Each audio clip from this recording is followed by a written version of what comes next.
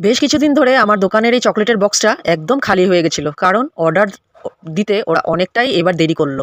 তো চলো, আজকে অর্ডার এসে গেছে আমার। বক্সের ভেতর কী কী আছে তোমাদেরকে দেখাচ্ছি।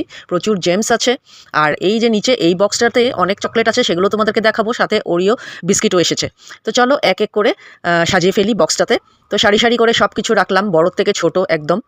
অর্ডার অনেক নিয়ে গেছে ওরা, লেখার সময় তো অনেক কিছুই লিখে নিয়ে যায়, কিন্তু অর্ডারটা সাপ্লাই দেওয়ার সময় একদমই সেটা আর দেয় না, অনেক চকলেট মিসিং ছিল। তো যাই হোক, কী আর করা, যা দিয়েছে সেগুলো নিয়েই সাজিয়ে ফেলছি এক এক করে। আর বক্স কিন্তু খালি হয়ে গেলে একদম ভালো লাগে না, ভর্তি থাকলে খুব ভালো লাগে। দেখো কি সুন্দর করে সাজালাম। এই বড় বড় চকলেটগুলো দেখেই না খুব ভালো লাগে, মনে হয় খেয়ে নিই, কিন্তু খেতে তো আর পারবো না, তাই ঢুকিয়ে রাখলাম। তো চলো, এই জেমসের পুরো প্যাকেটটাকে এখানে ঝুলিয়ে রাখলাম, যাতে বাচ্চারা ঢুকেই ওদের চোখে পড়ে। তো ওহো, ভিতরে আবার 2-3টা চকলেট ছিল বাকি, সেগুলোকে নিয়ে নিয়ে আবার সাজিয়ে রাখলাম। তো দেখো খুব সুন্দর লাগছে, চকলেটের বক্সটা আজকে পুরো ভর্তি হয়ে গেল। হুম।